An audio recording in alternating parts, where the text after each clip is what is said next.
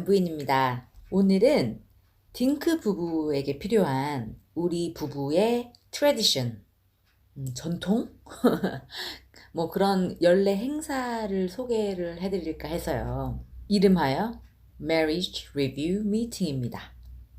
결혼 생활 점검 회의라고 할까요? 그런 거를 우리 둘이 해요. 매년 12월 31일 말일에 둘이 앉아서 이 회의를 합니다. 사실 모든 부부들한테 꼭 필요하지만 딩크 부부들한테는 더더욱 소통, 대화가 꼭 필요하다고 생각을 해요. 왜냐하면 아이가 없다 보니까 이 일상의 삶의 다이나믹이 떨어지잖아요. 늘 비슷하고 둘이 사는 일상과 생활의 패턴이 똑같기 때문에 둘이 대화를 잘 안 하다 보면 여차하면 그냥 오래 사귄 동거녀가 되기 십상이다. 그래서 저희 나름대로 둘이 하는 연례 행사, 중요하게 생각하는 1년에 한 번뿐인 행사입니다. 이 회의의 시작은 제가 처음에 영국에 왔을 때 나름 되게 갑자기 왔거든요. 헐레벌떡.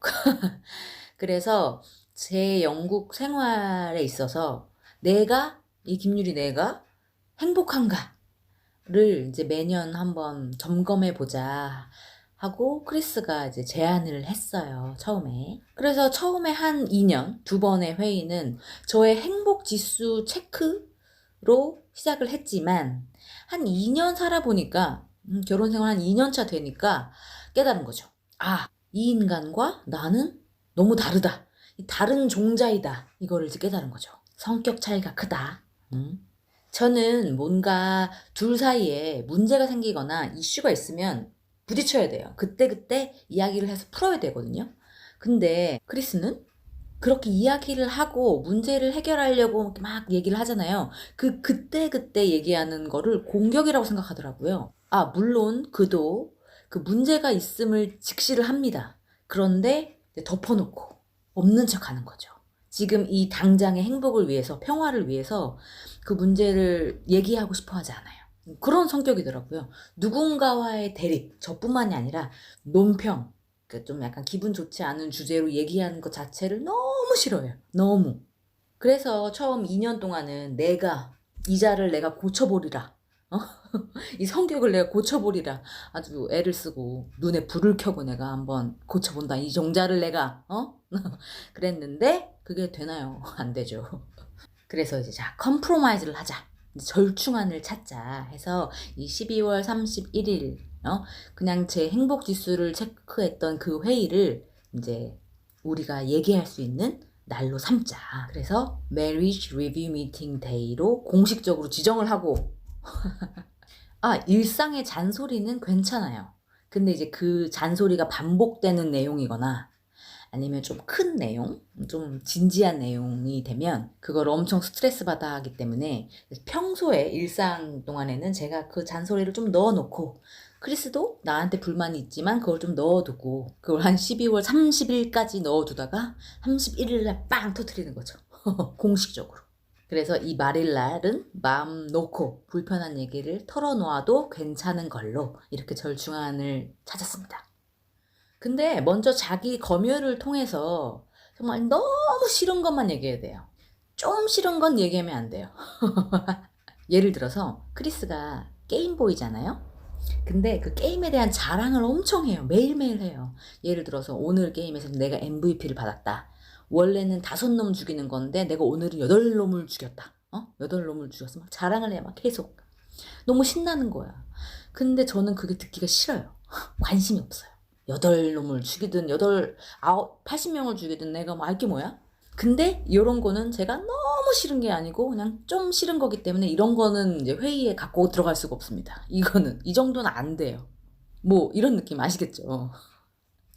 자, 이 회의는 둘이 하는 거긴 하지만 공식적인 행사이기 때문에 식순이 있고요. 규칙이 있습니다. 일단 되게 좋은 레스토랑에 가요.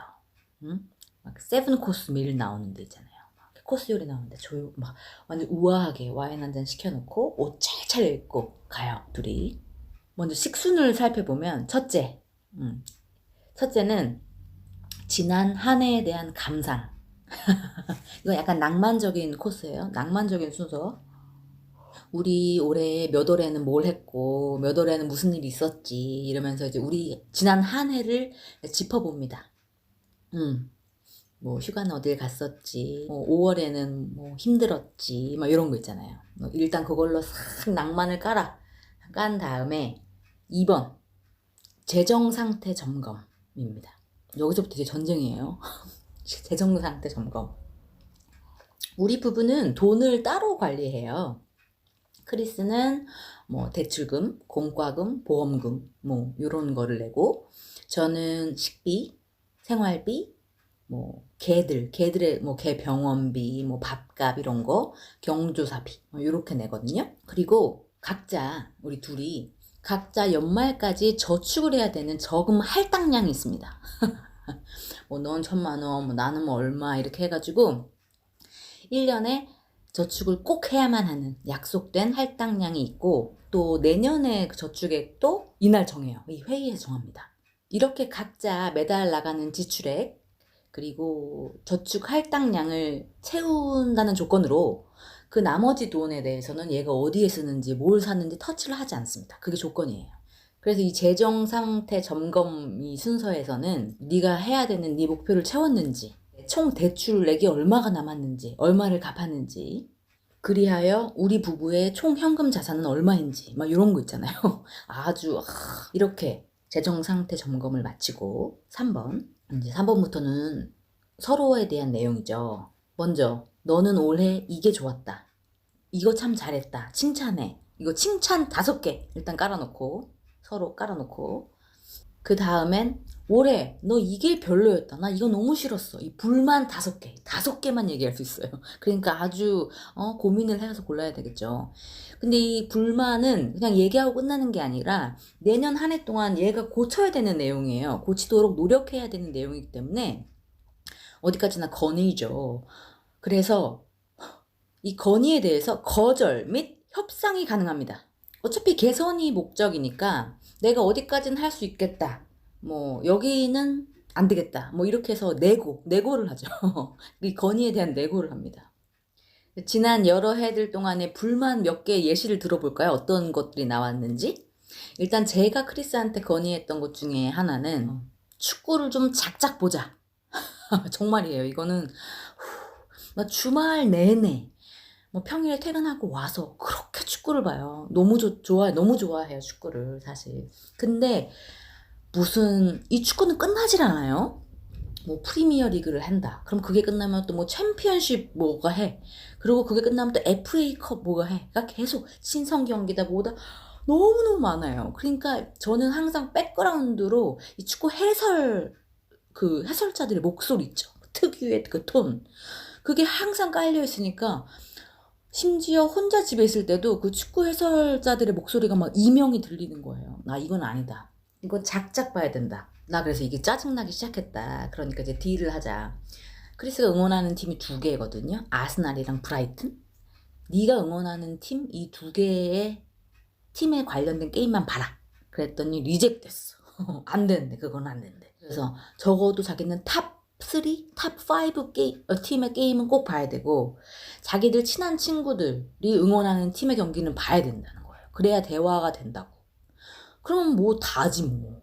그건 안 돼. 또 내가 또 그걸 또 리젝을 리젝했어. 그래가지고 막 이렇게 열띤 토론 끝에, 그러면 너의 팀 포함해서 5팀만 골라라. 그 5팀에 대한 게임만 내가 허락해 주마. 그래가지고 딜을 했죠. 그리고 또 나왔던 것 중에 하나는 뭐 스트레스 핸들링. 보니까 저희 신랑은 지금은 좀 나아요. 이건 몇 년 전에 얘기 나왔던 건데, 스트레스 이 핸들링을 잘 못하더라고요. 회사에서 보니까 스트레스를 많이 받죠, 누구나. 근데 얘는 좀 그걸 심하게 받는 것 같아요. 그리고 그 스트레스를 안고 살아요. 퇴근하고 와서도 계속 회사에 대해서 얘기를 하고 한숨을 하고 쉬고. 근데 그게 너무 저한테도 영향을 미쳐가지고, 너 지금 나이가 몇인데 스트레스를 핸들링 할 수 있는 너만의 방법을 좀 찾아내자. 그랬더니 이제 거기서 이제 섭섭했던 거예요. 자기는 회사에서도 스트레스 받는 걸 풀 수가 없고 누구한테 하소연할 수가 없는데 집에서도 내가 이렇게 못하면 난 도대체 이 세상 어디에서 하냐. 근데 그건 또 맞는 말이잖아요. 그래가지고 내가 들어줄 테니까 10번에 1번 정도는 너가 너만의 방법을 찾아서 그거를 이제 핸들링을 하자. 그래서 이제 그때부터 지금 몇 년째 했죠? 명상을 하십니다. 아침마다 명상을 하세요. 이렇게. 귀여워. 그 다음 또 한번 제가 얘기했던 거는 집안일 못 본 척 금지. 저희는 집안일을 따로 나눠서 하지 않아요. 그냥 눈에 보이는, 먼저 보는 사람이 하고, 뭐 쓰레기도 자기 꽉 차 있는 거를 본 사람이 치우고, 아무튼 이렇게 해서 돌아가는데 너무 못 본 척 하는 거예요. 안 보인대요. 그래서 제가 한 번은 빨래를 해서 개에서 그 빨래 바구니에 이렇게 쫙 담아, 아주 한아름 담아가지고 못 볼 수 없는 곳에 놔뒀었어요. 부엌 한 가운데 막 발에 채일 수밖에 없는 그 위치에 놨는데, 근데 그 큰 바구니를 쓱쓱 잘도 피해 다녀요. 한 열흘을. 나 그러더니 어느 날은 자기 빤스가 다 떨어졌다는 거예요. 그래서 제가 네 빤스가 어디 있겠냐, 저 네가 쓱쓱 피해 다니는 저 한가운데 있는 저 바구니에 네 빤스가 한 30개는 있다. 그랬더니 못 봤대요. 본 척을 그렇게 하더니 잘 됐다 야. 그랬더니 못 봤대요. 그걸 열흘 동안 그 바구니를 못 봤대요. 그렇게 잘 피해 다녔는데. 그래서 그 개선책 제목을 못 본 척 금지해서 눈 똑바로 뜨고 다니기로 바꿨습니다. 그리고 반대로 신랑이 저한테 말했던 개선책 중에, 불만 중에는 뭐 술을 줄이자, 뭐 취미를 만들어라, 뭐 이런 것도 있었고, 또 뭐가 있었더라? 화낼 때 단계를 거쳐라. 이게 있었어요. 이게 무슨 말이냐면, 보통 사람은 화를 낼 때 1단계부터 1단계, 2단계, 뭐 4단계 이렇게 올라가는데, 이 신랑의 말에 따르면 저는 1단계 살짝 있다가 10단계로 확 와! 이렇게 화를 낸다는 거죠. 그래서 자기는 뭣도 모르고 10단계에 당한대요. 그래서 그게 불공평하다. 그래서 화를 낼 때는 이제 화를 천천히 올라오게 해라.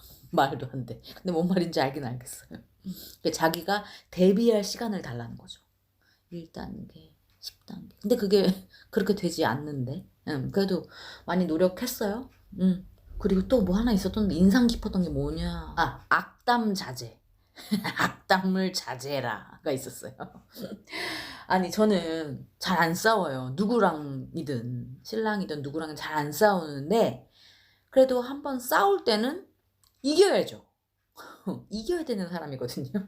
그래서 싸울 때 저는 말을 고르고 골라서 가장 상처받을 수 있는 말, 가장 데미지를 크게 입힐 수 있는 말, 단어, 문장을 선택해서 던져요.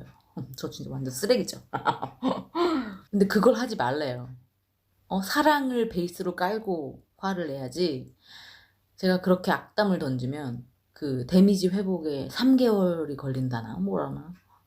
그래가지고 저도 악담을 자제해요. 이건 인정, 이건 반성. 뭐 이런 거예요.